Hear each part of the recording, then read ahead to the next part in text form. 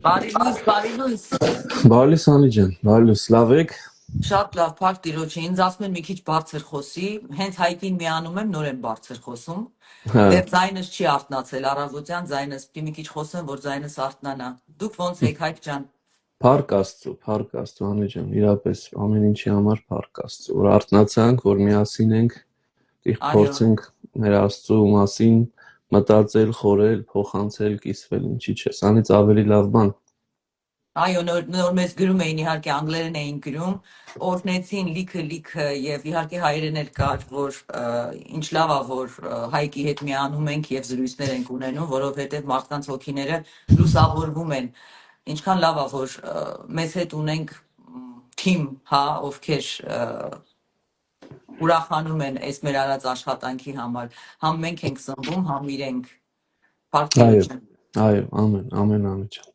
Ինչ թեմա ենք այսօր քննարկելու, էլի սերիաներ ենք սկսելու, առաջին season։ Հա, Անի Հա, ջան, իրականում ես միշտ հավատում եմ, որ երբ որ մարդ սիստեմատիկ է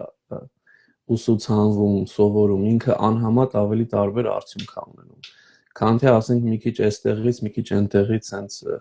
որտեվ հետո նկատում ես, որ քո մոտ կամ հավատացյալի մեջ խառն է, ամեն ինչ խառն է։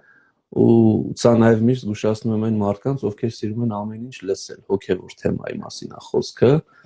Մեկ է տեսնում ես այդ մարդու մոտ ամեն ինչ խառնվել է, որտեվ հստակ ընկալում չկա։ Սա նույնը հոգևորի մեջ է, ու դրա համար մենք եթե վստահ եմ շատերը նկատում են, անպայման սերիաներ ենք անում ու բաժանում ենք մասերի, որ միանգամից չխոսենք, որ շատ չլինի, որ մարդ կարողանա մարսել։ Եվ մտածեցինք հիմա այս ահավոր թողուբոյի մեջ, որ ամեն ինչ խառնված է, որ պառակտում այսքան շատ ցավալիորեն արկա է, մտածեցինք, որ երևի պիտի վերադառնանք մեր ակունքներին ու երևի աշխարհի ամենածանր ժամանակաշրջանը իմ կարծիքով Քրիստոսի ժամանակն էր, երբ որ Տերն եկավ։ Եվ ինքը եկավ ոչ թե այս կամ այն կողմերը բռնելու, այլ ինքը եկավ ավետարանը քարոզելու։ Իսկ ավետարանի հիմքը նաև շատ հաճախ որպեսզի ավետարանը քարոզեր ու մարդիկ իմանային, առակներով էր անում, որպեսզի պարզ լիներ։ Եվ կարծում եմ, որ առակները այնքան խորք ունեն իրենց մեջ, որ եթե մենք մի քիչ երկուստեք փորձենք մտնել առակների մեջ, հասկանալ, թե առակների պատգամը ինչ է, մենք ինքներս մեր այս խնդրից դուրս կգանք, որովհետև միայն ու միայն Քրիստոսի լույսով կարող ենք դուրս գալ, Աստծո լույսով։ Ու այսօր իմ կարծիքով սա է մեր մեջ պակասում, ինչպես Աղմոս 2:118 Աղմոսում դասեր բողոքական 119, որ քո խոսքը լույս է իմ ոտքերի առջև, ու այդ լույսի պակասն է,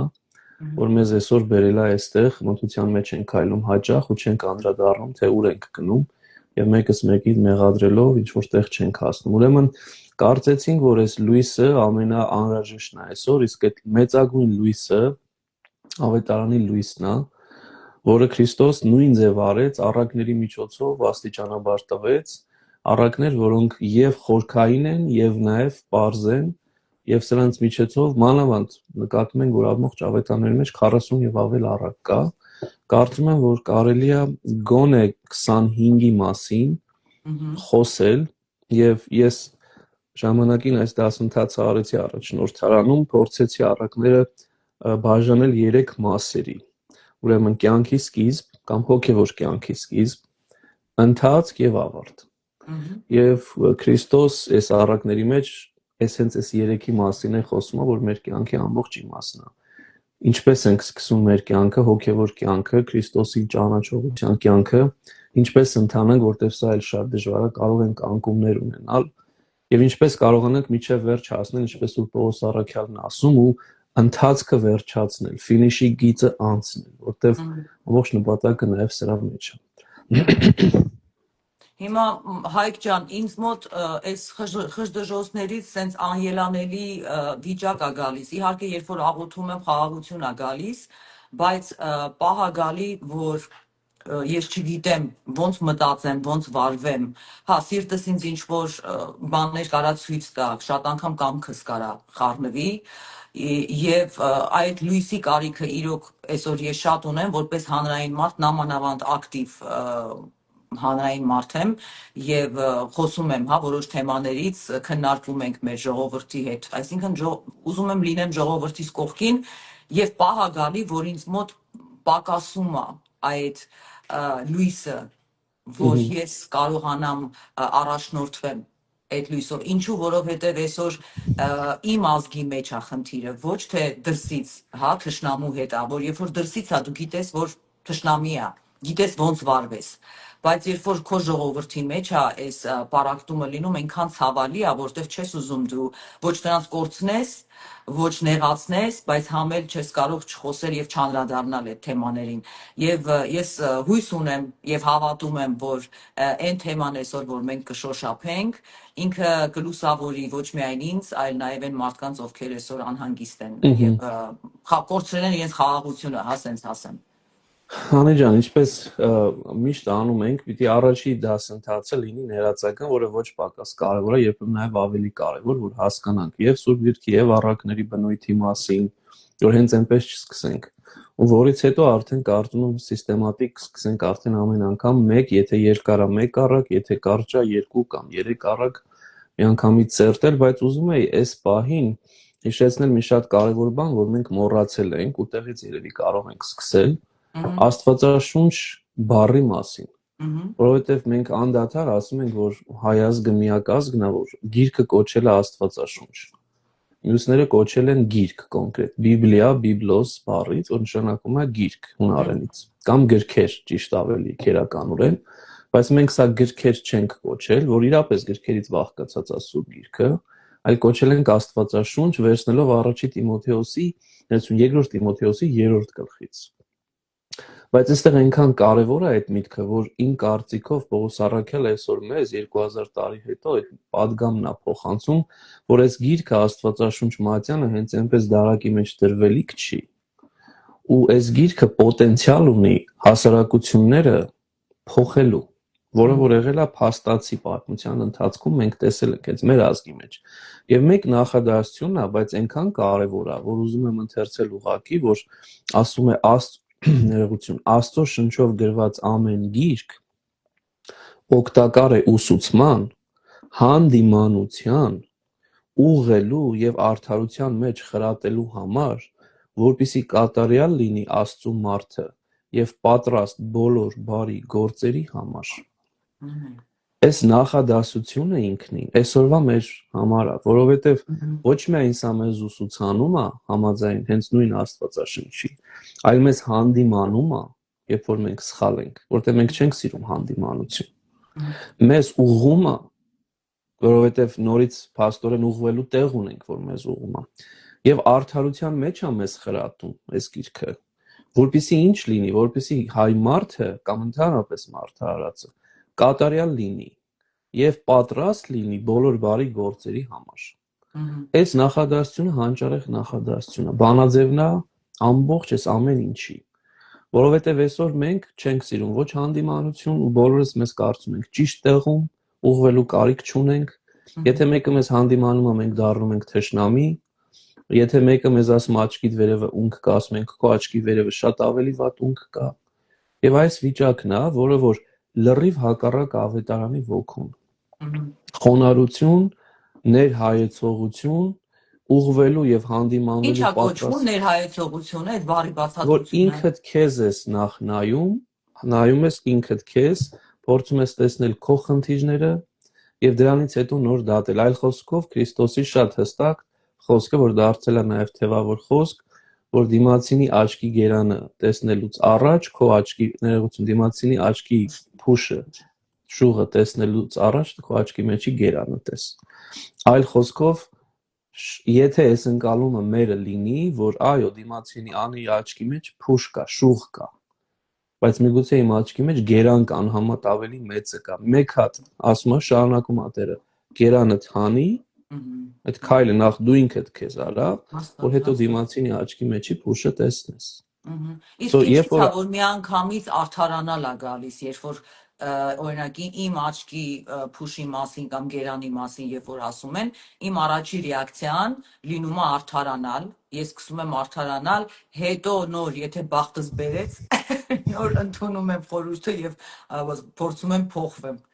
Այո։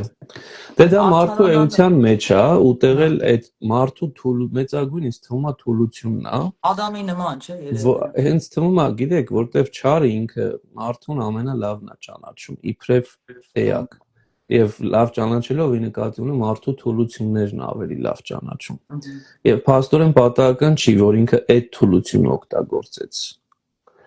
որպեսզի մարդուն դրախտից վտարի։ Դե ֆակտո ինքը պատճառ հանդիսացավ, որ մարդ արարածը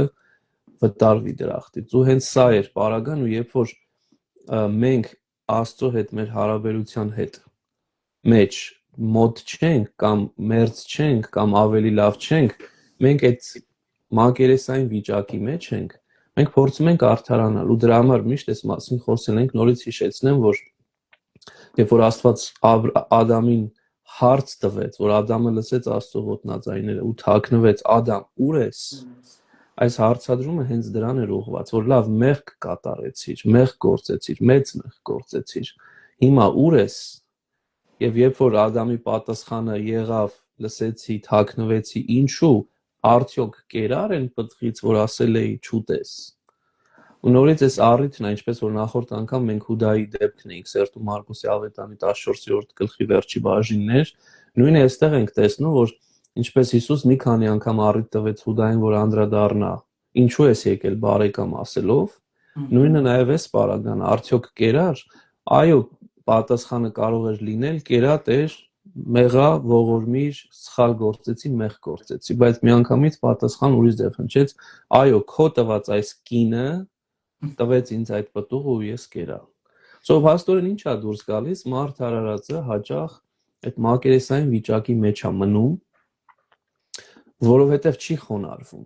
Ու դրա համար ես միշտ ասում եմ, պատահական չի, որ երանիները, որ լեռան քարոզի սիրտն են, ու 5-րդ գլխի մեջ են, սկսում ենք 5-րդ գլուխը 3-րդ համարից Մատթեոսի ավետարանի, առաջից բանը հենց սա է, երանի հոգով աղքատներին, որովհետև նրանցն է երկնքի արքայությունը։ Այլ խոսքով, խոնարհվիր, աղքատացիր, որպեսզի Աստծո ողորմության կարիքն ունենաս։ Եթե դա չկա, ինչպես որ Գրիգորիոսացին ասում, ուրեմն այդ աստիճանով 9 աստիճանով չես բարձրանալու, մնալու ես հենց այդ գետնի վրա։ Ու քեզ թվալու է, թե դու տեղ ես հասել, բայց խորքի մեջ, եթե խոնարհությունը հիմքը չի քո հոգևոր կյանքի, դու երբեք չես բարձրանալու վերով։ Ու սա է մեր կյանքում, մեր իրականության մեջ։ Իսկ եթե խոնարհությամբ դու գնում ես առաջ, դու տեսնում ես, որ փոփոխություններ կան քո կյանքում։ Եվ սա 2000 տարվա քրիստոնեության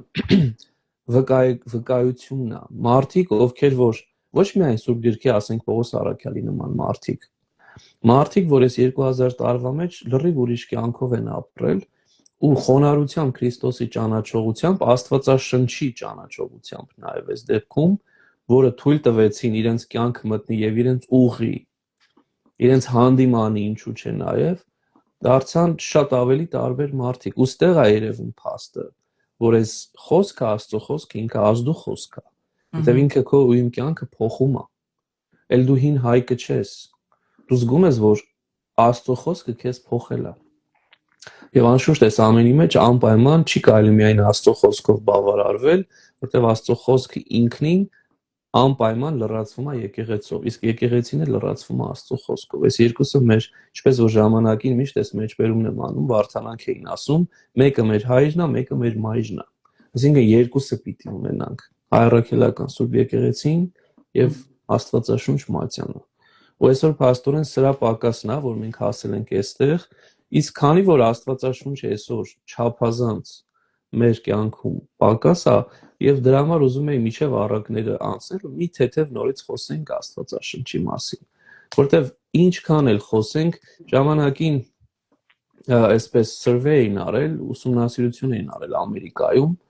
որ միջին հաշվարկով, միջին վիճակագրությամբ ամերիկյան տներում 4 Աստվածաշունչ Մատյան կա։ Հետաքրքիր է, որ ասենք մեր մոտ միգուցե դա այդպես չի։ Բայց ու կարծես թե ամեն ինչ լավ է, բայց երբ որ արդեն հարցնում են ինչքան հաճախակի եք կարդում եւ այլն, պարզվեց, որ տարին 2-3 անգամ են կարդում։ Այսինքն դուրս է գալիս, որ այստեղ կոնկրետ վիճակը այդքան էլ լավ չի, որ եթե դու 4 բայց չեն կարդում, ունես ու չես կարդում։ Եթե այդ վիճակագրությունը կատարվի հայոց մեջ, ես վստահ եմ, որ անհամեմատ ավելի վատ է լինելու։ Բայց ի տարբերություն Ամերիկայի կամ մյուս բոլոր երկրների, ես միշտ այս պատմական փաստն եմ բերում, որ մեր հայոց ձեռագրերը ժամանակին, երբ որ մարդը իր ձեռքով էր գնում, որտեղ հրատարակություն չկար, բոլորը միասին այդքան չեն, ինչքան հայերին են։ Կոնկրետ հենց ավետարան, նոր կտակարան ու մասնավորաբար ավետարան։ Այսինքն մենք եղել ենք ամենաբարձր դիրքում, ունեցել ենք այդքան կարիք ու այսօր մենք այն ամենամիջակներից էլ ցածր ենք իջել ու դրա համար է որ փաստորեն այս Այդ վիճակում առաջ հայ գյուղացին գիր գրականություն ոչ բոլորն են չէ իմացել, ո՞նց են կարդացել Աստվածաշունչը, եթե մեր մոտը տենց բարձր մակարդակի վրա է եղել, նույնիսկ ձեռքով գրված, հա, ավետարանը շատ եղել է, համեմատած մնացած ազգերին, ո՞նց են ամեն օր կարդացել է հայ գյուղացին, այն գյուղացին, ով առավոտից իրիկուն, ասենք, չգիտեմ, դաշտերում է եղել եւ կենթանի է, պատմությունը ինչ է ասում։ Նախ հետաքրքիր հարց էր, նախ ամենակարևոր բանը, որ նախ ունեցել ենք իրապես հազարավոր վանքեր եւ այս հազարավոր վանքերն ունեցել են 100 հազարավոր վանականներ ու հոգեվորականներ, սա փաստ է։ Այդքան շատ։ Շատ, որովհետեւ ամեն ուր գնում ես կամ գրությունա, կամ եկեղեցիա, կամ խաչքարա, ուր ինչ ուզում ես, այդքան հոգեվոր է։ Եվ այս ընթացքում հայ հոգեվորականը կատարել է իր առաքելությունը, գնացել է ուսուցանել է գավազանը ձեռքին, գնացել ուսուցանել է հայ մարդուն։ Եվ դրանից բացի ամեն օր առավոտ, ցերեկ, երկու եղել է ժամերգություն, որը պարտադիր էր։ Եվ ժամերգությունները ժամը հնչում էր հոգեվորականի կողմից, ժամկոչի կողմից, եւ ժողովուրդը գնում էր եւ պատգամ էր ստանում ամենօրյա։ Այսինքն եկեղեցին եւ Աստվածաշունչը եղել է ամենօրյա սնունդը հայ մարդու։ Նույնիսկ այո, հայ գեղջուկը չի ունեցել միգուցե ընթերցելու ունակություն, բայց անդադար ամեն օր ինքը ստացել է այդ սնունդը, որպես դրա համար այդքան շատ եկեղեցիներ ունենք, որ հանկարծ չթողնենք, բաց չթողնենք։ Ու սրա լավագույն օրինակը նաև գիտեք, այս վերջի համատաբար շրջանն է, Իրանահայ համայնքի շրջանն է, որ վերջերս մի քանի անգամ առաջնորդան եկավ միկին, որ Իրանահայ համայնքի բավական լավ գիտակ է, կոնկրետ հենց ինքը ուսումնասիրում էր եկեղեցիները կամ գերեզմանատներ, խաչքարեր, որ երբ որ Շահբասի օրոք եկան 1600-ականների սկիզբ եմ ասում, արդեն համատաբար վերջի շրջանը։ Եվ չկար Պարսկաստանում այդքան շատ եկեղեցի, գրեթե ամեն գյուղում իրանք կառուցեցին, բայց ոչ թե տենց սրբատաշ քարերով, այլ չգիտեմ, հողից, բանից պատրաստեցին եկեղեցի, որ նորից այդ հոգևոր սնունդից պակաս չմնա։ Նույնիսկ Պարսկաստանում նորմալ տներ չկան, չէ՞, տարածքներ կան, որ նորմալ տներ։ Այսինքն իրենք հասկաց, այնքան էին սովոր հայ մարդը, այնքան էր սովոր ամենօրյա հոգևոր սնունդի, որ ինքը իր ձեռքով, տենց հողաշեն եկեղեցիներ կառուցեցին 600 համաձայն այս կնոջ, որ ցանկագրել է, 600 եկեղեցի կառուցվեց այս ընթացքում։ 1600 ինչքան տարածքի վրա հետաքրքիր է, մեծ։ Ավելի շատ, դե բնականաբար հյուսիսային մասերը, որտեղ հայերը ներգաղթեցին, նոր ջուղա կոչվեց եւ այլն, Թավրիզ, Տեհրան։ Ես ինքս սպարսկահայոց բանի մասնագետ չեմ, բայց ինչ որ մի քանի անգամ եւ նաեւ այդ գիրքը նվիրեց այս աղջիկը, կինը, որը հրաշալի բացատրում էր ու ցույց էր տալիս փաստացի, թե ինչ էր կատարում, ու այդ ամբողջ աշխատանքը նաեւ օգնել է հենց Պարսկաստանի կառավարությունը, որ ինքը այդ ուսումնասիրությունները կատարի եւ այլն եւ այլն։ Սա ինչա ցույց տալիս, որ հայ մարդը անդադար սնվել է հոգեվորով։ Ու դրա համար հայրերի մեջ, երբ որ ասում ենք մեր հանապազորյա հացը տուր մեզ այսօր, այդ հանապազորյա հացը բնականաբար նախ եւ առաջ մենք հասկանում ենք հոգեվոր հացը, որ հանապազորյա, այսինքն ամենօրյա հոգեվոր հաց։ Ու դրա համար, երբ որ սատանան Քրիստոսին փորձում էր, եւ առաջի փորձություն ասեց, այս քարը հաց դարձրու, որ ուտես, սոված ես, 40 օր հաց չես կերել։ Քրիստոս ինչ պատասխանեց Սուրբ Գրքով, որ մարդ ապրում է ոչ միայն հացով, այլ այն ամեն խոսքով, որ դուրս է գալիս Աստծո բերանից։ Այլ խոսքով կենտրոնացենք, մենակ հացի վրա մի մնացեք, այլ հոգևոր հացի վրա կենտրոնացեք։ Ուրեմն այդ հանապազորյա հացը, որ հետո ինքը մեզ պիտի ուսուցաներ հայր մեր աղոթքի միջոցով, հենց սա էր, որ մեր հայրերը լսել ու հասկացել են։ Այլ խոսքով ամեն օրվա հոգևոր սնունդի կարիք ունենք։ Ես այսօր օրինակ մեզ մոտ եմ վերցնում, մեզ մոտ ամբողջ մեր թեմում մի տեղ կա, որ իմ իմացած, որ ժամերգություններ են կատարվում, են էլ շաբաթը 1 օր եւ երբեմն կրճատված։ Իսկ այս համայնքը փոքր համայնք չի, որոշ տվյալներով 1 միլիոն գոնե հայ կա։ Ինչա դուրս գալիս, որ մեկտեղ շաբաթը 1 օր կրճատված ժամերգություն, որին մասնակցում են 3-ից 4 հոգի։ Եվ սա էլ իրականություն։ Ժամերգության, Հայկ ջան։ Եվ սա էլ իրականություն է։ Իսկ այն ժամանակ այդպես չի։ Բայց փաստորեն եղել են, մեր պապերը գնացել են։ Բնականաբար դա իրենց կյանքի մասն է եղել։ Ինչու եմ կարող է որ հիմա ռազմիկացելնի տեղերը շատ են դրա համար դա դուրս է եկել մեր իրականությունից, հայկական իրականությունից, որ ինտերնետն է շատ բան, որ զբաղված է միտքներս, իսկ այն ժամանակ պարապ են եղել, բան չի եղել անել ու գնացել են ժամերգության։ Երբ որ ընթերցենք հին հայերերի գրականությունը, այդ ժամանակվա, որ մտածում ենք ոչինչ չի եղել, օրինակ Ոսկեբերանը մեջ բերեմ, ինքը անդադար խոսում է թատրոնների ներկայացումների դեմ։ Ջիարշավարանների, Եվ ջիարշավարաններ եւ բան։ Այսինքն այդ մարդը միշտ փորձում է հաճույքին ինչ որ տրվել ու մի բան կատարել։ Եվ հոգևոր մարդիկ միշտ ասել են, որ սա դատարկաբանություն է, ժամանակի վատնում է։ Դուք ավելի կարևորին գնացեք ու դրա համար ուզում եմ դա գալ մեր ամենամեծ հայն իմ կարծիքով Սուրբ Մեսրոպ Մաշտոցին, որ նորից այս падգամը տվեց, որ հայ մարդ քո փրկությունը խրախճանքի կամ սերիալի կամ դատարկի մեջ չի եղել Մեսրոպ Մաշտոցի կյանքը։ Եվ ինքը падգամը ինչու առակացից հենց առաջի նախադասություն ճանաչել իմաստություն եւ սխրատ իմանալս բանս հանճարով, որ սրա վրա գնա կենտրոնացի քո ժամանակը դիր։ Ոչ թե այսօր որ նայում ես դատարկաբանություն ու չափազանց որոշ ասենք խմբեր կան, որ խոսում են մանավանդ այդ կանանց բանը որ կա նախ արդեն անհարիր վիճակա, ես 1-2 անգամ փոխանցել են, չեմ կարողանում հայ մարդուն անհարիր է, հայ կնոջը անհարիր է։ Եվ դրա ու մանայում ես ինչպես են մարդիկ դրանով ապրում, որը որ այստեղ այս երկրում լիներ չէին թողի կամ բան կանեն, որ էսի նույնիսկ այսքան ազատամիտ կարելի ասել, չէ՞։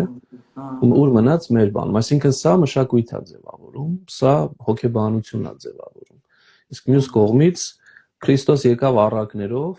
գալով այսօրվա նյութին, մեր մեջ մշակել Աստվածայինը։ Ու ասել, որ մարդ հարարած իմացի ինչ որ քո աշխարհն է, դրա նաև հոգևորը կա։ Ու դրա համար պարաբոլեն ինքնին հենց սա է։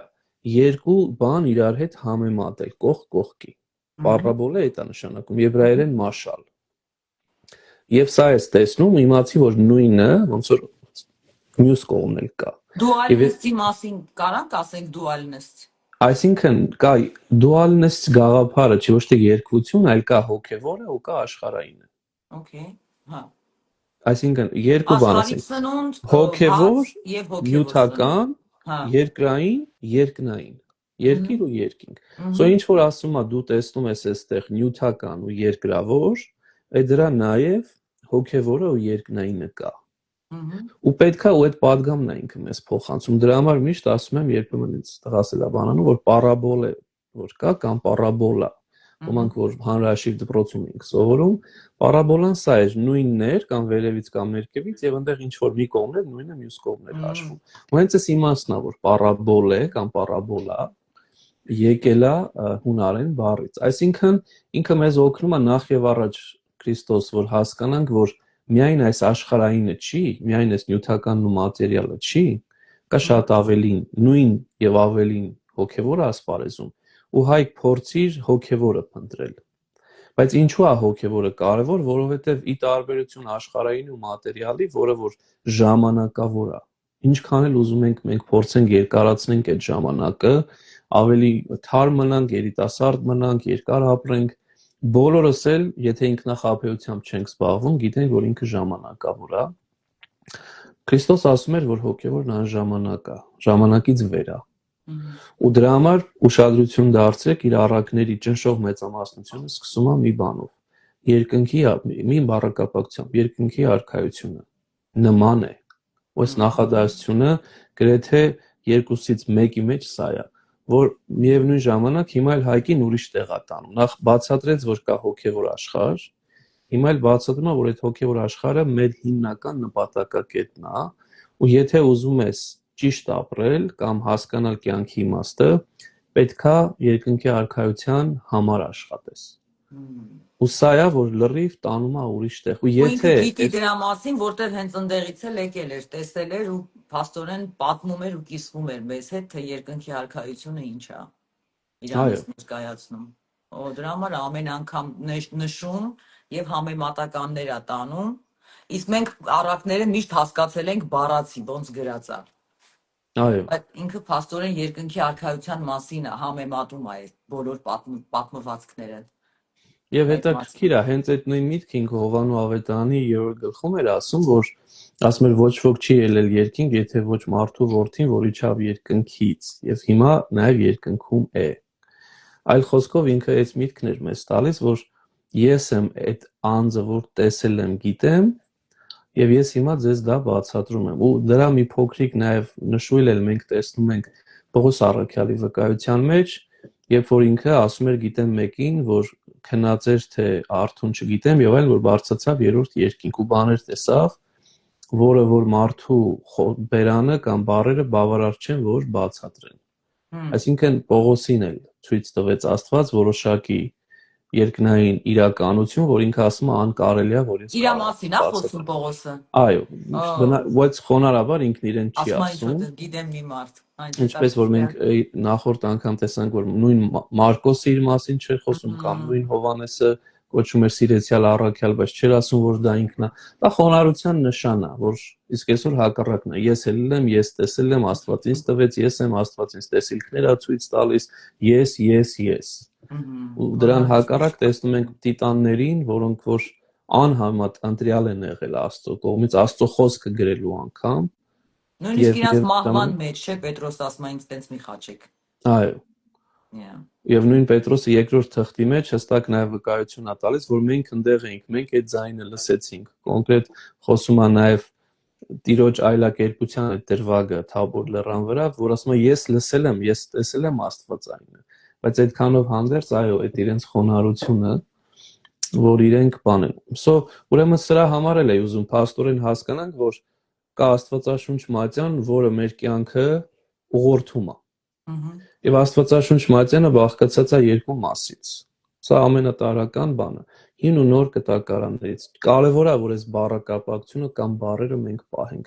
որտեղ այսօր օրինակ աշխարհը հին կտակարան ու նոր կտակարան բառերը փոխել է ու դարձել է եբրայական Աստվածաշունչ եւ քրիստոնեական։ Մեր համար նման բան չկա, սա ամբողջականն է, հին ուխտ ու նոր ուխտ։ Ու այս մասին նույն ինքը Քրիստոս տվեց հաղորդության օրը։ Այս մտքերը։ Սա նոր ուխտի մարյունն է, որ թափվում է շատերի համար։ Ուրեմն կա հին ուխտ, որ սա էլ նոր ուխտն է։ Եվ այդ հին ուխտ ու նոր ուխտի կարևորությունը ինչ է, ինչու են աշխարհը փորձում բան անել, որ հինը համաձայն Սուրբ Պողոս առաքյալի ստվերն էր, նորը իրականությունն է։ Հինը այդքան էլ էական չի այս պահին, նորն է էական։ Սրանով սա ասելով անընդունելի է մերժել հինը։ Պիտի շատ լավ սերտենք։ Մեր հայրերի մեկնությունների զգալի մասը հին կտակարանի մեկնություններն են։ Իրանք չեն ասել սա վերջացավ, էլ կարիք չկա, այլ անդադար սերտել են, որովհետև Քրիստոսի բառերն ինչ էին, քնեցեք գրքերը, որոնցով կարծում եք, որ պիտի փրկեք, եւ այդ գրքերը վկայում են իմ մասին, Հովհաննես 5։ Այսինքն պիտի քննենք այդ գրքերը, որ այնտեղից էլ քաղենք Քրիստոսի մասին։ Եվ փաստորեն սա է դուրս գալիս, որ մենք հին ու նորը ունենք, բայց նորի կարևորությունը ինչ է, որ ոչ թե շողքն է, այլ իրականությունն է, ոչ թե Հայկի շողքն է, այլ իրականությունն է, ու այդ նոր կտակարանի, որ 27 գլխից է, գրքերից է բաղկացած, իսկ հինը 48, ոչ թե 39, 48-27, այս 27-ի կորիզը համարվում են 4 ավետարանները։ Մատթեոսը, Մարկոսը, Ղուկասն ու Հովհաննեսը, եւ այս 4 ավետարանների հիմքում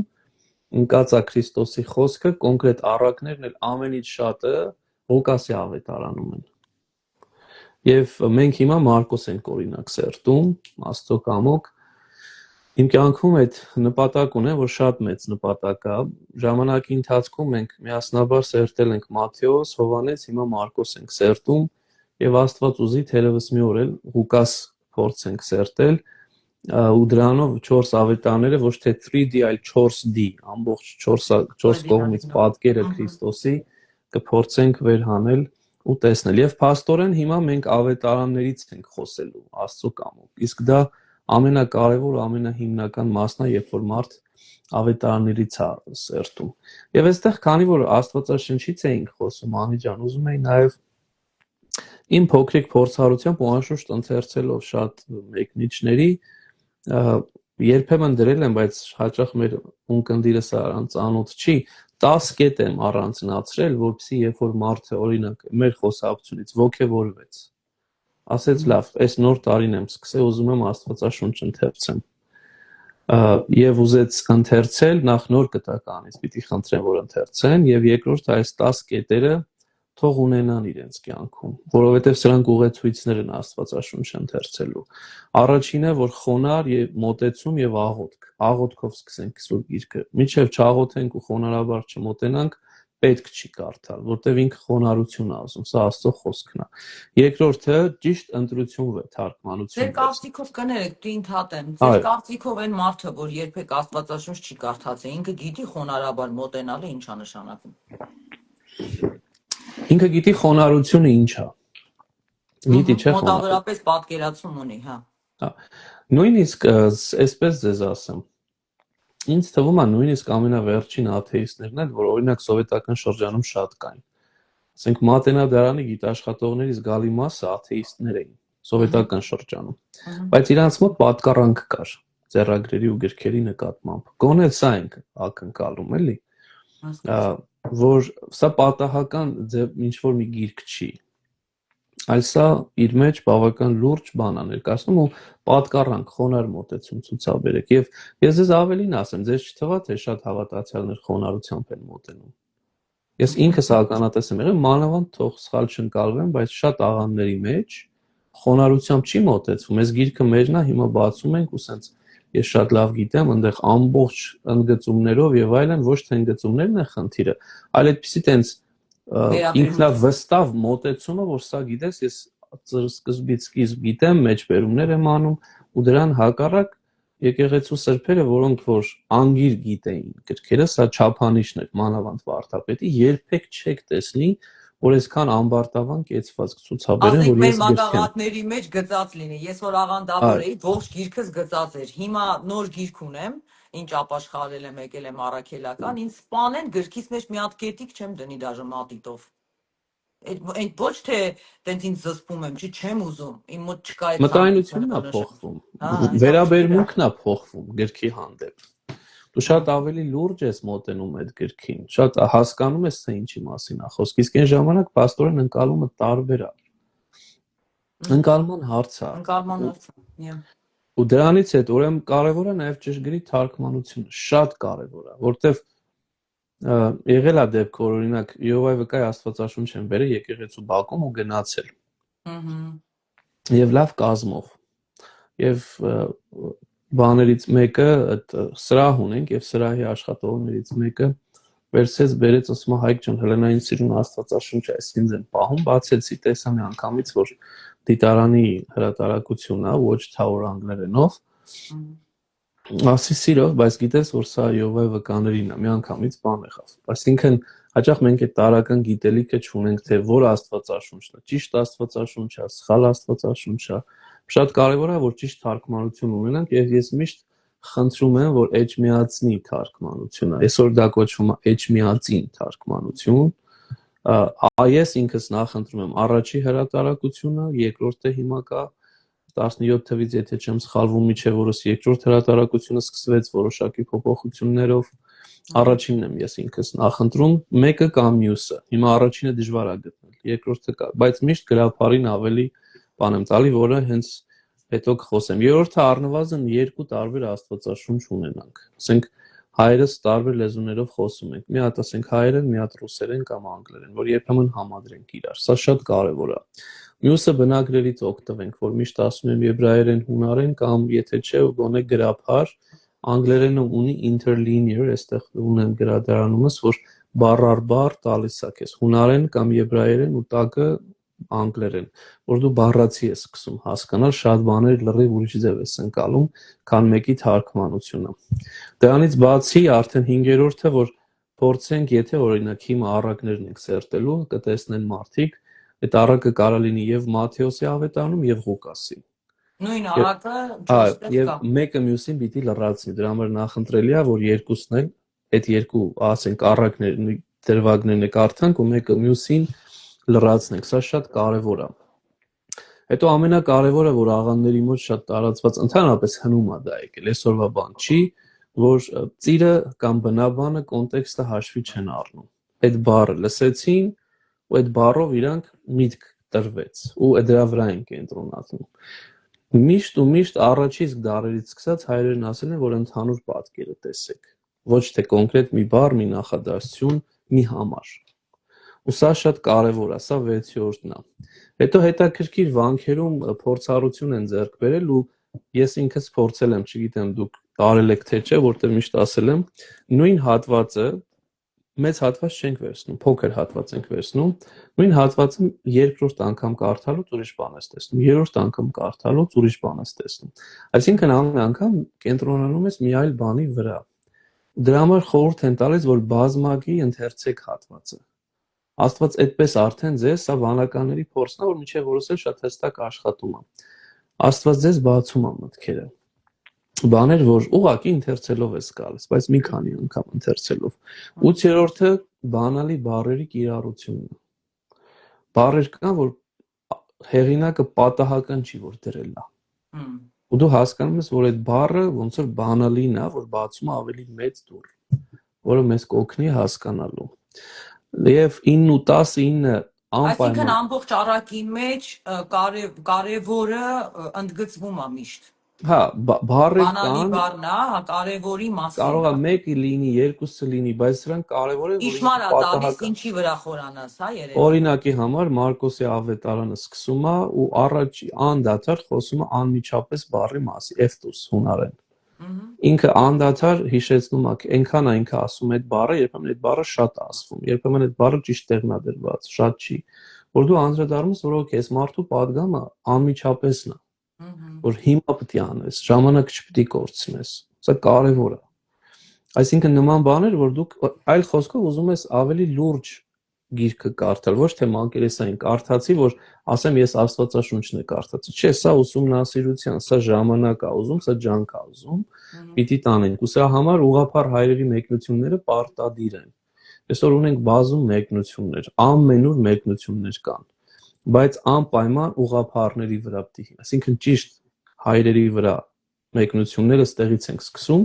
հետագայում արդեն, երբ որ դու հիմնավորվում ես, կարող ես նաև նորագույն շրջանի 1-2 մեկնություն նայել հասկանալու համար, թե ինչպես են հիմա անցալում, որ ես միշտ անում եմ։ Բայց հիմքս երբ որ կարդում ենք նոր կտակարանի առակները եւ ընդհանրապես նոր կտակարանը, մենք պարտադիր բացի Աստվածաշնչից պիտի ունենանք մեկնություն, որ մեր սրբերից ինչ որ մեկը մեկնի այդ առակը կամ որ մենք կարողանանք հասկանանք եւ որ սրբերի մեկնությունները խորհուրդ կտակ այօնակ հիմա մարդիկ գաղափար չունեն հա մեր մեկնիչներից գոնե ում մեկնություններից ունենան որ դա լինի իրենց օգնություն Ես հիմա մի վարքյան ձեզ ցույց տամ ցավոք սրտի մենք մեր մեկնիչներից գալի մասը չենք վերածել խոսակցականի բայց Միշտ խորհուրդ եմ տալիս սկսել Մատթեոսի ավետարանից, որը նոր կտակարանի սկիզբն է։ Եվ շնորհալու այս փոքրիկ մեկնությունը կա, որ կոչվում է Սուրբ Ներսեշնորհալին մեր մեծ սուրբերից է, եւ առաջինից 5-րդ գլուխը շնորհալին մեկնել է։ Արդեն դու ոչ միայն նախաճաշակ ես ունենում, այլ նաեւ ճիշտ ընկալում ես սկսում ունենալ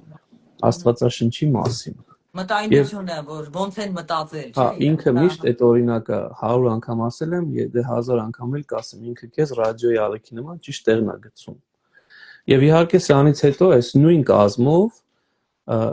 իրենից հետո թարգ շարունակել են 5-ից մինչև 28-րդ համարները երկու հայրեր, որոնցից մեկը ծործորեցու Մատթեոսի մեկնությունը նորից կա։ Ուրեմն իբրև ուղեցույց ունենանք այս կազմով Շնորհալունն է, որից հետո սա էլ հիմա Աշխարհաբար է, հա, Հայկ, ես էլ չեմ այո, կարդացել։ շատ հրաշալի մեկնություններ են։ Հա։ Հիմա Կա ծորտորը գրադարանում կա Հայկ եկեղեցու։ այո, բայց շնորհալին վերցրել են, այդ ծորտորեցությունը ունեմ, սա իմ անձնական է։ Ծորտորեցումը մեծ է եւ երկու հատ է այսպես։ Այսինքն ժամանակ ազել, բայց այդ մի գիրքը Մատթեոսը, եթե մեկնենք, սերտենք, չեմ կարդացել։ Եթե սերտենք հենց հայրերի մեկնությամբ, ու մեր խոսակցական լեզուն է սա, ինքը բավարար է, որ ճիշտ ընկալման մեջ մտնենք։ Ու բոլոր գրքերը ունեն մեկնություններ։ Իհարկե, մեծավ մասամբ այսօր ցավոք դրանք գրաբար են, դրա համար ասենք իմ աշխատանքն էլ ինչ է կատարվում մեր մեկնությունների, սերտողությունների ժամանակ, որ սրանք ես վերածում եմ խոսակցականի եւ նաեւ շատ հայրերի գրություններ էլ անգլերեն են, սրանցից էլ օգտվում եմ եւ դրա համար ոնց որ փորձում եմ մեր հայրերի, Հայկ, մեր ընդհանրական հայրերի, ընդհանրական հայրերի մեկնություններ, ասենք օրինակ Մարկոսի մեկնություններ ունի, ասենք Ամբրոսիոսը, կամ մի քանի հետաքրքիր հայրեր կան, որոնք հրաշալի մեկնություններ ունեն, իրենցից վերցնում ես կաթոլիկ են։ Կաթոլիկները չէ, ավելի հայրերին, որ ասում եմ, հին հայրերին եմ ասում, բայց կաթոլիկյան եւ ուղղափառ մեկնություն։ Այո, հին հայրեր ասում եք, ինչի նկատի ունեք, էլի հռոմեացիներ են, բայց ոչ կաթոլիկ։ Մինչև 7-րդ դար, այսպես ասեմ։ Նիկեայի ժամանակների։ Նիկեան 4-րդ դար է, մեր սրբերը, ընդհանրական սրբերը մինչև Խաղկեդոնը 5-րդ դար են։ Հա։ Պաստոր, հետո էլ դրսից չենք ընդունել։ Չենք ընդունել, բայց երբեմն լինում են լավ մեկնիչներ, որոնցից կարող ես օգտվել։ Օրինակ անգլիացի Bede անունով անձ կա, որը որ մեկնել է Մարկոս օրինակ, ու ինքը բավական լավ մեկնիչ է։ Օրինակ Հերոնիմոսն ունի 4-րդ դարը ինքը Մարկոսի մեկնություն, որ հրաշալի մեկնություն է։ Իսկ Օգոստինոսը։ Օգոստինոսը կոնկրետ Մարկոսի մեկնություն չունի, բայց իրան էլ չէ, մենք հաճախ ենք իրան հիշում, որ դարը։ Օգոստինոսը 4-5-րդ դարը, բայց Օգոստինոսը մեր սուրբերից չի։ Հա։ Դա համար իրենից մի քիչ զգուշ պիտի լինենք։ Հա, բայց ինքը մեծ է, տիտան է ինքը։ Արևմտյան աշխարհի մեծերից է, եթե ոչ ամենամեծը։ Եթե արևելյան աշխարհում ոսկեբերանի նման մեծություն կա, արևմտյանում Օգոստինոսն է։ Եվ ոնց որ սա էլ ուրիշ բան է, դրա համար խորհուրդ կտա ինձ հետ խորհրդակցեին ում ընթերցեն, ինչի՞ չէ, նաև կարող է օգտակար լինել այս հարցում։ Բայց երբ որ սկսում ես այս մարդկանց, սա ավելի խորքային է, սա արդեն մարդ սկսում է սերտել դաստալ։ Բայց միայն շնորհալու գիրքը Մատթեոսով սկսել հետո ծործորոցով շարունակել շատ բան փոխի մարդու կյանքում։ Մեր խմբից էլ անձինք կան, որոնց որ խորհուրդ եմ տվել, հենց այդպես շարունակել են ու բավական հսկայական փոփոխություն կա ընկալման։ Դրա իմ կյանքում էլ ես երբեք չէի հասկանա, ճիշտ է, դուք խոսում էիք, ինձ դրեցիք ոնց որ ճիշտ գծի վրա այդ ռադիոյի, բայց օրինակ եթե ես չկարդայի Ոսկեբերան կամ ձեր տված գրականությունը, հա, մեր սրբերի, որ հասկանամ այդ մտայնությունը հատուկ նամանավանդ, որ ես աղանդավոր բան ունեմ ուղեղ, ինձ պետք էր, որ ես կարողանամ տարբերությունը տեսնեմ, որտեղ նույն Աստվածաշունչն են կարդում եւ թվացial նույն ձևով մեկնում են, բայց իրականում նույնը չի։ Ու երբ որ ես կարդացի Ոսկեբերան ու հետո կամած ուրիշ սրբերի, ասեց, ես մարդիկ նույն առակին լրիվ ուրիշ ձև են նայում։ Կարող է մեկ-մեկ նման նայեն, բայց մեծ մասամբ մի հատ լրիվ ուրիշ մտայնություն էր։ Այո։ Ու հիմա ոնց որ սրանից եմ բռնվում, մեկ-մեկ որ սա գալիս է, լույս է վառում մոտը, սենց ներքին լույս կա, կարմիր լույս է վառում, որ այն չի, մի բան այն չի։ Սո ինձ համար այնքան կարևոր է, որ ես մնամ մեր մտայնության մեջ, ոնց որ մեր սրբերն են մեկնել, ոչ թե ոնց որ ուրիշները կմեկնեն։ Հետո ձեզ ասեմ ավելին, ասենք Ամերիկայի Միացյալ Նահանգներում օրինակ, որը աղանդավորության կարելի ասել մայրն է, ոչ թե ծնողն, այլ հիմնականում եթե Եվրոպան ծնեց աղանդը, աղանդավորությունը աճեց, 100-ապատկվեց Ամերիկայում, 100-ապատկվեց, եթե ոչ 1000-ապատկվեց։ Եվ այստեղ հետաքրքիր տենդենց կա, քանի որ սա նաև իմ բնագավառն է, միջեկեղեցական հարաբերությունների, որ պատասխանատվությունն է տրված ինձ, հսկայական մեծ քանակությամբ բողոքականներ դառնում են ուղղափառ։ Բայց իհարկե ցավոք ոչ թե մեր մոտ են գալիս, այլ հույների, ռուսների, այլ խոսքով Eastern Orthodox անգլերենով ասում ենք, ուղղափառներ, որոնք շատ մեծ քանակությամբ convert-ներ են ունենում, նորադարձներ, եւ այդ նորադարձները, որոնք որ այնտեղից են եկել, շատ լավ աշխատանք են տանում նոր մարդկանց բերելու, որտեղ հենց ձեր ապրումները իրենք են ունենում, որ այս բանին ես ծանոթ չի, ու սենց բան կա, ու այսինչ լավն է, այսինչ հաճելի է, այսինչ քաղցր է։ Եվ մեծ մասամբ այս նորադարձները հիմա էլ ղպտիների մոտ են, որ մեր քույր եկեղեցին է, մեծ քանակությամբ նորադարձներ են գալիս։ Եվ դրանց Գիտեմ, որ շատ բողոքականները կաթոլիկ են դառնում հիմա։ Այո։ Եվ էլի հին եկեղեցին հետ են գնում, իրանց արմատներ են այդում, հետարքիր է։ Եվ վերջի կետը 10-րդը, որ ուզում եի ասել, հենց ձեր կարծես խոսքի շարունակությունն էր, որ ընկալման երկու հիմնական ձև կա։ Մեկը բառացի, տառացի, որը որ ավելի շատ աղանդավորական ընկալումն է, եւ մեկը խորքային։ Միշտ ընդհանրական եկեղեցու սրբերը ավելի խորքային են։ Խորքի մեջ Քրիստոսը միշտ խորքայինն էր տանում։ Ինքը բերում էր սերմնացանի առակը ու բացատրում էր դրա խորքը, որ սերմնացանով է, սերմը ինչա, փուշը ինչա, այս ամբողջը խորքային բացատրություն է, որտեղ եթե Քրիստոս այդ խորքայինը չտար, մենք մակերեսային կհասկանայինք, ինչ որ մի առակի բան կունենանք։ Բայց սա է, որ եկեղեցու հայրենիքը Սլաքը արդեն Քրիստոս տվել է, էլի, չէ՞։ Այո, եւ քեզ իբրև մոդել է տալիս։ Դա մոդել է, ինքը բոլոր առակները չէր բացատրում, գոնե երկու առակ բացատրեց մեր համար, որ մենք մոդելը հասկանանք։ Մեկը որոմների առակը բացատրեց, դրանից առաջ էլ սերմնացանի առակը բացատրեց։ 12-րդ գլուխ մոդելը տվեց, որ մենք կարող ենք ընկալենք։ Բայց որպեսզի այդ մոդելն էլ ճիշտ հասկանանք, ուղղափառ մտայնություն է պետք։ Դրա համար Ղուկասի ավետարանի վերջում մենք ընթերցում ենք, որ Քրիստոս ասաց 24-ի մեջ է, եթե չեմ սխալվում, 22 կամ 24, որ ասաց բացեց նրանց մտքերը, որ հասկանան գրքերը։ Այլ խոսքով Քրիստոս բացեց այդ իրական ճշմարիտ հասկանալու ձևը առաքյալներին տալով։ Եվ առաքյալներն էլ փոխանցեցին։ Եվ այս 10-ը շատ կարևոր է, որ ընդունենք, բայց այս բոլորը անիմաստ կլիներ, եթե այս ամբողջը ես չկիրառեմ իմ կյանքում։ Ուրեմն դրա համար միշտ վերջում էլ ասում եմ նյութի անձնական առնչությունը իմ անձին, իմ ընտանիքին, իմ ազգին եւ ինչու՞ չէ մարդկությանը։ Ու հիմա փաստորեն այսօրվա մեր դասը հետաքրքիր բան եղավ։ Այսօրվա մեր դասը հենց սրան է ուղղված, որ ոչ թե մենք ընկալենք, լավ խոսքի վրա եղավ այդ։ այլ նաեւ սա կիրառենք, տեսնենք ինչի է սա կատարվում։ Ուշադրություն դարձրեք, Քրիստոսի առակները երբեք առասպելներ չեն, երբեք հեքիաթներ չեն, որտեվ հին հեթանոսական ընկալմամբ առասպելները շատ էին, հեքիաթները շատ էին, Քրիստոս ինչ որ խոսում էր առակով, դա կյանքից էր, ձկնորսից էր, հողագործից էր։ Այսինքն տարբերություն կար Քրիստոսի ոճի մեջ։ Այսինքն Քրիստոս իրականությունն է խոսում, ոչ թե առասպել, հեքիաթ։ Պրակտիկ օրինակներ է բերում, եւ չի պատմում Զևսի մասին, ասենք հեքիաթ, հա։ Հա, ասենք չի ասում, որ օրինակ կենտավրներ կան, կեսը ձիա, կեսը մարդ, ասենց բաներ հեքիաթային, առասպելական չկան Քրիստոսի կյանքում, որովհետեւ շատերի համար Քրիստոսի առակները հեքիաթային են, բայց այդ ինչի՞ց է, հենց սա է, որտեվ իրանք չեն անդրադառնում, ինչ որ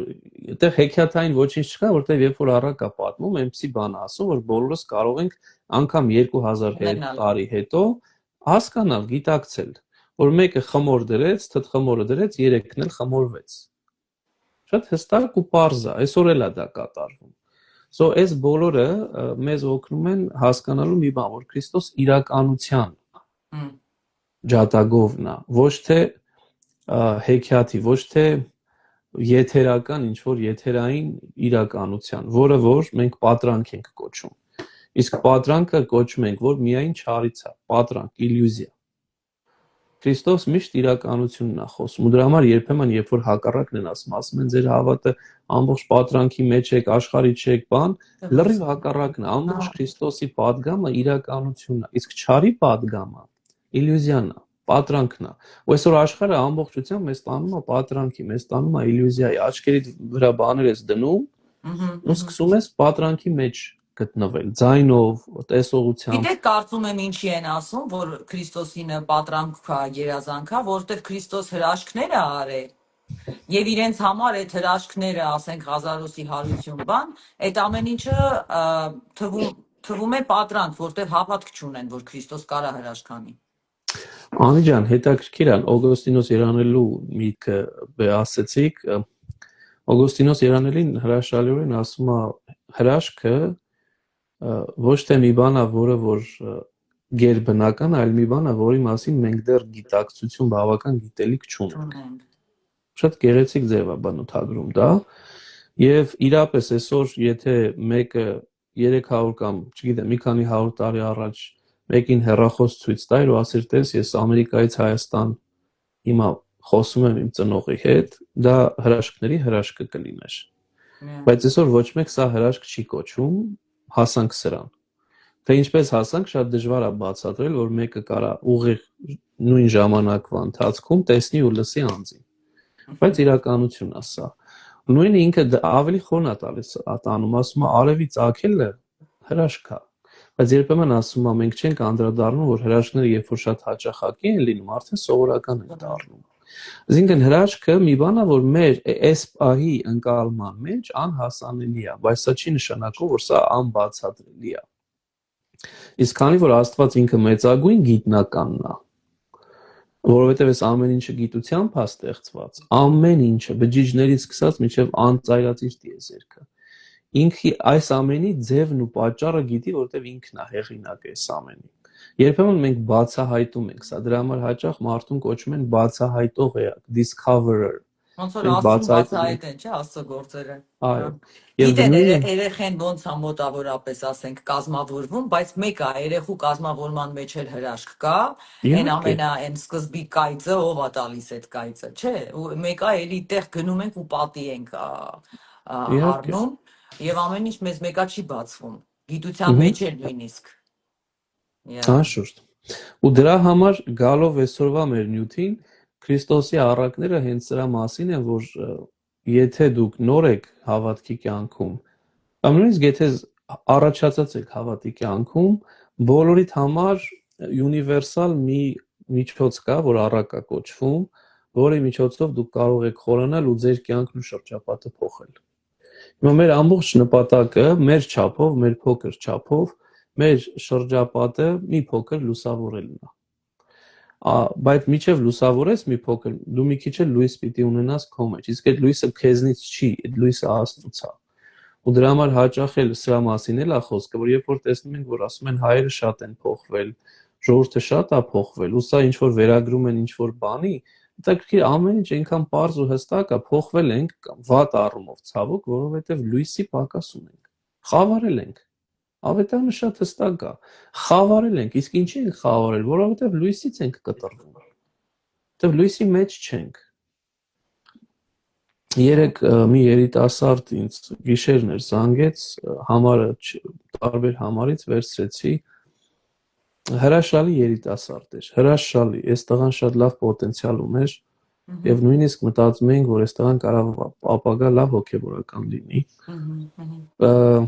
Հետո որոշեց, որ ստեղ է երևի կամ ծնվել կամ ստեղ է հաստատ մեծացել, որ պիտի գնա բանակ։ Ամերիկայի բանակ։ Այո, ու գնաց Ամերիկայի բանակ ու վերադարձավ կարծես ուրիշ մարդ։ Ծանոթացել էր թմրանյութին, մտայնությունը փոխված եւ ու սկսեց լրիվ հակառակ ընթացք։ Եվ այլևս չկարողացավ։ Ոնց կարա, չէ, բանակում էլի եմ լսել տենց դեպք, որ բանակում ծանոթանաց թմրանյութին, ասենք, այն վայրն է, որ չպիտի լինի, բայց այսօր ամենացավեն էր, որ երեք ինքը ինձ ասեց, ես ահա որ մեղք եմ գործել, հավատս եմ կորցրել, խաչերս եմ կոտրել։ Եվ հիմա ինքնասպանության մասին եմ մտածում ու երկար փորձեցի խոսել իր հետ ծանր էր, նաև թմրանյութի տակ էր։ Եվ հիմա պիտի փորձեմ տեսնեմ ինչով կարող եմ օգտակար լինել, որովհետև շատ ծանր վիճակ է։ Բայց ինչու էս մարդու մասին հիշեցի, որտեվ կարծես թե աչքիս առջև էս զարգացումները տեղ ունեցան տարիների ընթացքում, ինչքան մարդը հեռացավ Աստծուց ու լույսից, այնքան ընկավ խավարի մեջ ու արդեն կարելի ասել են շատ ցավալի են, անտեսանելի խավարի մեջ։ Ու ստեղ է գալիս այդ պարագան, բայց էլի փաստորեն այս մարդը օգնության ենթագիտակցորեն միգուցե արդեն օգնության կարիք ունի, զանգում է մեկին կամ մյուսին, որ եթե կարող եք օգտակար եղեք։ Հայ, բայց այդ դեպքում իմ մոտ էլ է այս տարի նման հանդիպում եղել եւ ընդհանրապես պարբերաբար լինում է, ցավոք սրտի Միացյալ Նահանգներում էլ կան հայրենակիցներ, ովքեր օգտագործում են եւ փորձում ենք օգնենք, հա, մենք ընկերներով։ Մի տեսակ, երբ որ դոզայի տակ է լինում, вообще ազդում է խոսալը։ Ես կարծում եմ չի հիշում, չի թե որ սերմը տալիս ես, որտեվ ինքը ուզում է լսի, չգիտես ինչի դոզայի տակ։ Իրան տենց հավես է, էլ տենց Աստծո մասին լսի։ Արդյոք ազդում է այդ խոսքը իրան, որտեղ շատ անգամ մտածում եմ, ասում եմ չարժի, մինչև ինքը մի քիչ մաքուր չլինի, մի քանի օր գոնե։ Այս խոսքը արդյոք ազդեցություն կունենա, թե պիտի մենակ աղոթես, չեմ հասկանում ոնց Դե վարվենք այդ պիտի մարդկանց։ փորձենք ամեն ձևել օգտագործել, ամեն հնարավոր միջոց, աղոթք, խոսք, հավաքական աղոթք, հավաքական ամենակարևորը ես միշտ դրա համար եմ ասում, այն մարդը, որ եկեղեցու կյանքում է, ու նկատի ունեմ եկեղեցին հավատացյալների խմբի մեջ է։ Այդ մարդը ավելի ապահով է։ Ես ինքս էլ տղա եմ մեծացնում։ Տարիքը ես շատ լավ հասկանում եմ, որ ինչ էլ լինի պարագան, եկեղեցու կարճենք, եկեղեցու մեջ լինենք, եկեղեցու կյանքով ապրենք։ Իսկ եկեղեցու չդառնա, բայց որ արդեն դառել է։ Նորից էլի վերադարձի եկեղեցու մեջ է, Աստծո խոսքի մեջ է։ Ուրիշ ճանապարհ չկա։ Ուղղակի երբեմն չէ, հաճախ մենք շատ եսակենտրոն հավատացյալներ ենք։ Մենք մենակ մեր մասին ենք մտածում, մենք մենակ մեր դժվարությունների մասին ենք մտածում, հաճախ մենք մեր դժվարություններն էլ թաքցնում ենք, որպեսզի մյուսներին չերևանք իբրև թույլ եւ այլն, բայց արի ու տես որ դա մեզ խնդիրները ոչ ոք չիմանան ու վերջում ամբողջ ասածս հետեւյալն էր, որ իմ կյանքի օրինակով բազում անգամներ, սա 3-վա թարմ օրինակն է, եւ իմ վրա էլ ինչու՞ չէ տեսա, թե ինչպես է երբ որ դու Աստծո խոսքի մեջ ես, երբ որ դու եկեղեցու մաս ես կազմում, դու ապահով ես, դու լուսավոր ես, դու ճիշտ տեղն ես։ Իսկ երբ որ կտրվում ես դրանից, աստիճանաբար դու խավարում ես, խամրում ես, եւ ի վերջո արդեն ընկնում ես ծայրահեղ ծանր վիճակում, անհատապես եւ ինչու՞ չէ նաեւ ազգովի։ Այսօր ցավոք սրտի սա արդեն ազգովի է դարձել։ Եվ սա այսօրվա բան չի, ոչ էլ մի քանի տարվա բան է։ Սա տասնամյակների պակասի հետևանք է, որ սերունդների վրա սերունդներ եկան եւ ամեն անգամ այդ խնդիրը ավելի խորացավ։ Եվ սրա վրա ծանր աշխատանք տարան սովետական շրջանում, բայց այսօր էլ մի երևելի բան չի։ Չեն կարողանում վերականգնվել։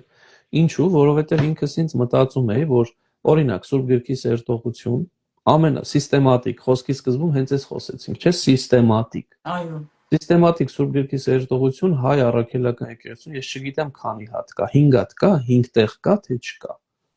Հասկանում եք,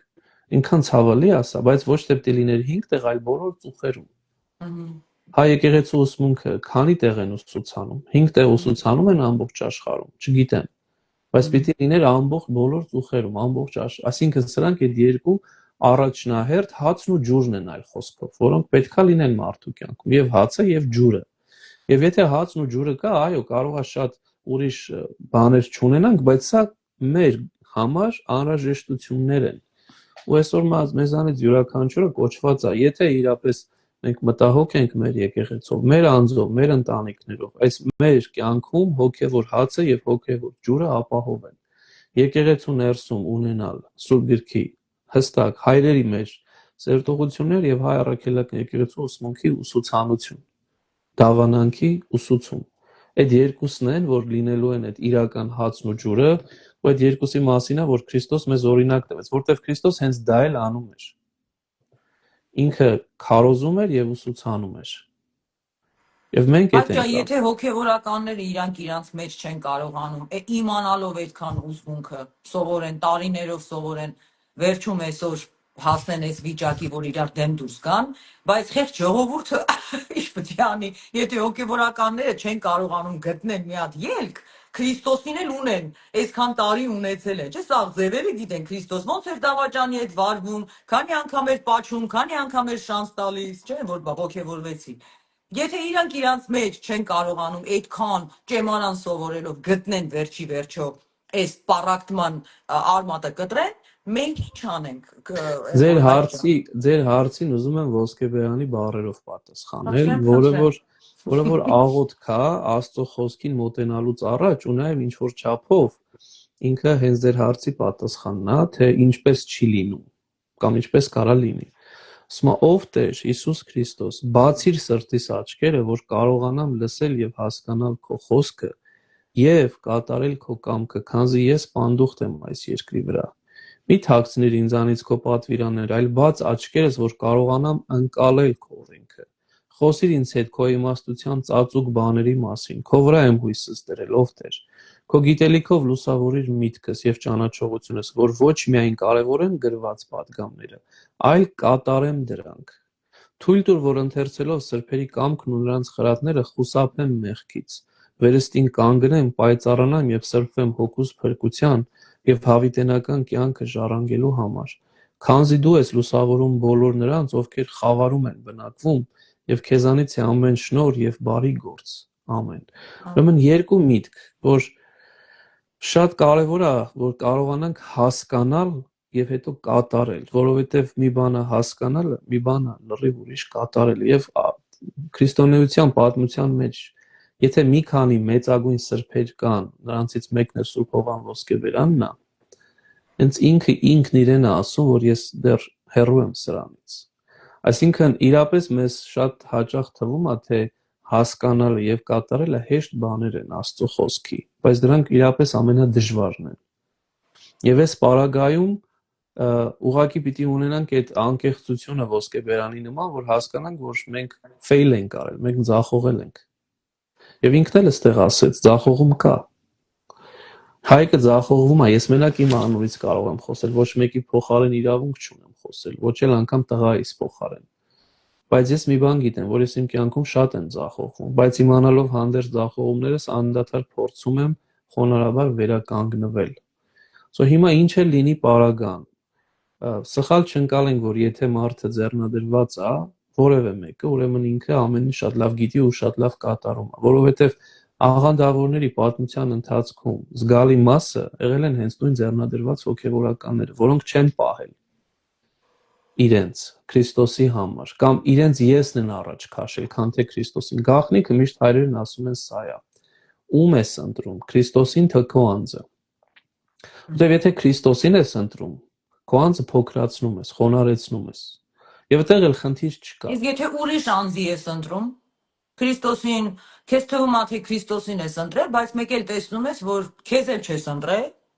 բայց մեկը ընտրածդ անձի ես ընտրում։ Որևէ մեկ դա դուրս գալիս, որ դու անձին ընտրեցիր։ Okay, դա էլ երկրորդ պարագան է, այդտեղ էլ արդեն Աստված երկրորդ պատվիրանը տվեց, ինձանից բացի ուրիշ կուռքեր չունենաս։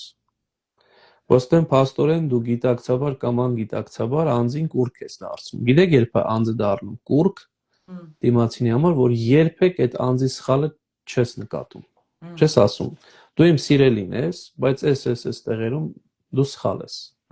Երբ որ ինքը դառնում է կատարյալ անձ քո համար, կատարյալ ճշմարիտը, ամեն ինչ որ անում է ճիշտ է, ամեն ինչի համար։ Այսօր մեր ժողովրդի համար մեծամասնության կամ չգիտեմ կես։ Սա ամենավտանգավոր պահն է, երբ որ դու դիմացինին կուռք ես դարձնում։ Իսկ կուռք ինչու ենք ասում կուռք, որտեղ իրեն դու աստվածացնում ես, այսինքն այդ մարդը սխալ չունի։ Կապ չունի ով է։ Դա կարող լինի մեկի հայր անգամ։ Որ ասում ես իմ papan անսխալական է, ամենան է։ Դա այդ մարդը դարձավ քո համար կուռք։ Որովհետև սիրելը մի բան է, համակրելը մի բան է, բայց աստվածացնել այլ խոսքով անդադար մարդուն արդարացնելը ամեն քայլին։ Սա արդեն կռապաշտության է տանում։ Դետեղ պիտի զգուշ լինենք։ Դա նաև կա, ինչու՞ չէ, նաև հոգևոր ասպարեզում։ Որ երբ որ մարդկանց ուղղակի ամեն ձև արդարացնում են։ Այս մարդը արդար է, այս քայլ արեց սրա պատճառով նրա գալիս ենք նորից Ադամի ու Եվայի խնդրին։ Չընդունելով սխալը անդադար դու քեզ արդարացնում ես։ Եվ դա բերում է բախումների, նույնը բերենք ընտանիքի կյանքում։ Ես միշտ այս օրինակը բերում, որտեղ ավելի հեշտ է, ավելի գործնական է։ Ամուսին եւ կին, եթե մեկը միշտ դիմացինին է մեղադրում, դիմացինն էլ մյուսին է մեղադրում, այդտեղ անդադար բախումներ։ Լուծում չի լինի, իհարկե։ Անդադար բախում։ Ու վերջում այդ բախումները բերում են լուրջ բախումի ու վերջում բաժանման։ Այդ բաժանումները կարող է շատ ցավալի լինի, իրար վնասեն, հազարով մի լուրջ հարցեր ու դառնան ամենաատելի մարդիկ իրար, որ ժամանակին ամենասիրելին էին ու ընտանիք էին կազմել ու նույնիսկ զավակներ ունեցան։ Բայց ինչ-ինչ պատճառով դարձան ամենաատելին, որովհետև բախում էր։ Եվ ուրիշ բան էլ ասեմ, այս ժողովրդական ընկալումն էլ շատ սխալ է, որ մեկը ասում է զանգակ է, մեկը բամբակ է։ Տենց բան չկա քրիստոնեության մեջ։ Այսինքն չի կարող մեկը անդադար զիջել, իսկ մյուսը անդադար տիրել։ Երկուստեք է խոնարհումը գալիս, երկուստեք է զիջողությունը գալիս։ Չկա այդ ընկալումը զանգակ եւ բամբակի, կա երկուստեք զիջողություն։ Ու դրա համար սրբերի մոտ այնքան գեղեցիկ ուրիշ պատկեր կա, որ մոմերը միշտ ասել եմ, երբ որ փափկացնում ես, ջերմացնում ես, իրար են կպնում։ Այդ զիջողությունն է, դու փոքրանում ես, ինչ-որ բան զոհում ես, բայց դրա հետևանքով դու միավորվում ես մեկիդ հետ։ Դառնում եք մեկ։ Իսկ երբ որ այդ մոմերը չոր են, ամեն մեկը առանձին է ու փորձում ես իրանց սխմել, որ միավորվես, երկուսին էլ կոտրում ես։ Մոմերից բան չի մնում, կոտրվում են իրանք։ Էսա պարագան, ինչպես որ մեր ընտանիքներում պիտի սկսենք հասկանալ ինչ է զիջելը, մանավանդ այս դեպքում տղամարդկանց պարագայում, սա շատ-շատ տարածված է, ես տղամարդ եմ, իմ խոսքն անցնում ու վերջ։ Ամենավատ բանը, սա մուսուլմանական ընկալում է։ Պարզ ու հստակ։ Եվ մյուս կողմից էլ, ինչու՞ չէ, նաև կանանց մոտ էլ հաճախ կա, ասենք համառություն, այսինքն փոխադարձ, պիտի զիջենք իրար, եւ եթե ընտանիքում կարողացանք այս կոնցեպտը ապրել, ինչու՞ չէ, հասարակությունում եք ապրենք, եկեղեցում էլ կապրենք, որովհետեւ եկեղեցին տիրելով չի, ինչպես որ Քրիստոս էր ասում, այլ ներելով ու խոնարհվելով է։ Ու դրա համար ասում էր ձեզանից ամեն մեծը թող սպասավորը լինի ձեր։ Որովհետև այս խնդիրը առաքյալներն էլ ունեին, ով է մեզանից ամենամեծը, անդադար այդ էին։ Մենք Մարկոսի մեջ 3 անգամ սա ընթերցեցինք։ Ով է մեզանից մեկը։ Ես այսքան ժամանակա միշտ ասում եմ այդ զիջման համար, խոնարհության համար, այն ինչ շատ ակտիվ եմ, էլի Հայկ ջան, գիտեմ դուք ակտիվ չեք ընդհանրապես on-line։ Ես ահա որ ակտիվ եմ եւ փորձում եմ ելք գտնեմ եւ ասում եմ ամեն կերպ նենց անենք, ոնց որ Քրիստոս կաներ, հա, ոնց որ Պողոսն ու Պետրոսը արեցին։ Եվ առաջարկում եմ, ասում եմ, եթե մի կողմը չի խոնարհվում, միակողմանի խոնարհություն չի կարա լինի, առաջարկում եմ երկկողմանի, չգիտեմ, թոսախ կանչի, այս մեկը, այս մի կողմը կանչի, այս մի կողմի ոտքերը լվանա, խոնարհության ակտ անի ու հետո սկսի լսել գանգատներ, հա, իրար հետ միաբանվեն, սկսեն խոնարհվել, այդ ձեր ասած մոմի նման կփափկեն, կմիանան, ոչ թե որ երկու կողմն էլ չոր է լինում։ Եվ ինձ ասում են, որ դու ով ես նախ, որ դու հոգևորականին խորհուրդ տաս, դու չունես այդ իրավունքը, ամենատարածվածը դա է։ Երկրորդը, երկու կողմն էլ ասում է, որ բանը, մնում էր ոտերները լվայինք, ջուրը խմեինք։ Այսինքն երկու կողմն էլ պատրաստ չի փափկի կամ ասում են, որ մի կողմը փափկած է։ Բայց այտենց չի։ Ինձ համոզում են, որ այս մի կողմը խոնարհության մեջ է, մենակ մի կողմն է, որ խոնարհության մեջ չի։ Եթե այդ է ինձ կոդա, պատա, որ ասում եմ, օքեյ, ոնց որ դուք նշեցիք, չի կարա մի կողմը հա զավթի, այս մեկը հա խոնարհվի, հիմա ինձ բացատրում են, որ տենց է, անհավասարություն կա, երկկողմանի չի խոնարհվելը։ Գիտեք, նույն Սուրբ Հովհան Ոսկեբերանը ասեց, հենց նոր ընթերցեցի, որ քայլով է դա բացատրվում, քայլ կատարելով է դա երևում։ Հիմա եթե ես ասեմ, ես աշխարհի ամենախոնարհ մարդն եմ ու քայլ չկատարեմ, լավ, ինքն խաբեությամբ եմ զբաղվում, կամ ես իմ մեջ փոխվել եմ, ես ոչ մի քայլ չկատարեմ, դա էական բան չի փոխում։ Ընդհանրապես, եւ այն որ անելով է, որ ինքը խոնարհվի, բայց այս մի կողմը իսկականից չխոնարհվի։ Դե եթե այդպես է, լուծում չի լինելու, ինչպես որ ընտանիքում լուծում չի լինում, բռնապետություն է լինում։ Բաժանվում են, յա։ Լավագույն դեպքում կանայք ստիպված, օրինակ, հաճախ զիջում են, ինչ լինում է ամուսինը, չգիտեմ, դավաճանություն, հազար ու մի բան, անդադար շատ լավ գիտեն, զիջում են, բայց այդտեղ էլ առողջ ընտանիք չկա, այդտեղ էլ առողջ մտայնություն չկա, այդտեղ խիստ վիրավորանք կա, այդտեղ անձի տրորում կա, որ անձը, ասենք, թույլ է գտնվել ու այդ թույլը տրորվել է, որովհետև գիտեն ինքը ուրիշ անելիք չունի, այնտեղ է, ինչ էլ անեմ, մեկը ինքը հա, այդտեղ էլ ընտանիք չեղավ, այդտեղ Քրիստոսի եկեղեցու մոդելը չեղավ։ Քրիստոսի եկեղեցու մոդելը հակառակն է։ Քրիստոս իր անձը զոհեց հարսի համար։ Սա է ասում Սուրբ Պողոս առաքյալը։ Եվ հրաշալի է Եբրայեցից, ներողություն, Եփեսացից թուղթը։ Եվ Սուրբ Հովան Ոսկեբերանն էլ այսօր էլ իրան հիշեցինք, ասում է, որ ոչ թե պարզ հարցեր այս հարցը, այլ անառակ հարցեր, հեթանոս հարցեր, մեղավոր հարցեր։ Մենք բոլորս մեղավոր ենք, բայց մեր մեղավորներից համար Քրիստոս իբրև փեսա իրեն զոհեց։ Այդքան սիրեց ինքը մեզ բոլորից լինելով մեղավորներ։ Սա է իրական Քրիստոսի։ Այն ինչ որ Անին ասում է կամ Պողոս ասում է, Անին իրենից չի խոսում, օրինակ, կամ Հայկը։ Սա ավետարանն է։ Իսկ ավետարանը շատ հստակ է ասում, եւ ոչ թե այստեղ Հայկի գաղափարն, այլ Քրիստոսն է ասում։ Եվ ես ուղղակի հիշեցնում եմ ավետարանը, մեջ եմ բերում ավետարանը։ Հիշեցնում եմ, որտեղ հաճախ այդ ավետարանը մենք մոռանում ենք։ Սրանք այն մասին է, որոնք որ գիտեն մոտավորապես ու մոռանում են, բայց ես նորից ուզում եմ հիշեցնել, ճնշող մեծամասնությունը մեր ազգի ավետարան չգիտի էլ, որ ուր մնաց հիշեցնենք իրեն։ Երկու դեպքում էլ կարիք կա ավետարանի հիշեցման կամ կրթության։ Եվ առակները նորից ուզում եմ վերադառնալ նյութին, լավագույն օրինակն են, պիտի փորձենք սա անել, եւ ինչպես որ Սաղմոս 2-ն ասում, պիտի մաքրվենք, որ մաքուրը մեր մեջ կա։ Այս դեպքում նորից լինի առակ, լինի Քրիստոսի որևէ միտք կամ ավետարանական աստվածաշնչային որևէ միտք, կարողանում ես ընկալել, ճիշտ ընկալել, երբ որ մաքրվել ես։ Կապ չունի թե դու ինչքան լավ գիտես, եթե բարոյապես մաքուր չես, այդ պահին մաքուրը քո մեջ չի մտնելու, սա են ասում սրբերը։ Մաքրվեք, որ հասնեք, տրվի, որտեվ կյանքի ընթացքում միշտ երբեք չի լինում, որ դու միշտ մաքուր ես։ Լինում է, որ կեղտոտվում ես, անկումներ ես ունենում, բարձրություններ կամ բարձունքներ ես։ Դրա պատճառով էլ կարա չբացվի առակը քեզ։ Բնականաբար։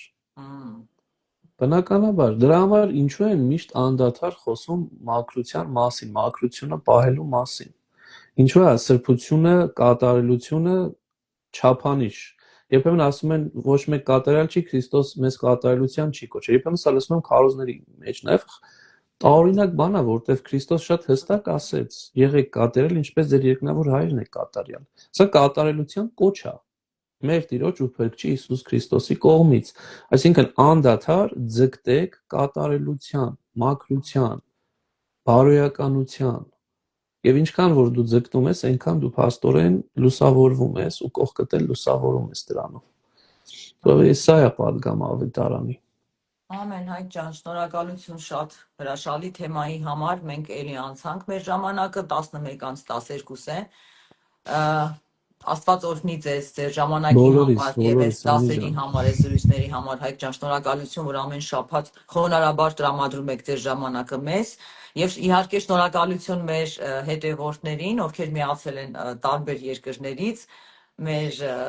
ժողովրդին, շատ շնորհակալություն իմ շատ սիրելի հայրենակիցներ, որ ամեն անգամ մեզ հետ եք, կիսվում եք ձեր կարծիքով, հավատարիմ մնում եք մեզ հետ եւ ամեն շաբաթօր միանում եք մեզ ժամը 10-ին։ Այսօր այսքանը, կկիսվեմ անպայման մեր այս եթերով, կփորձեմ թե Facebook-ով, թե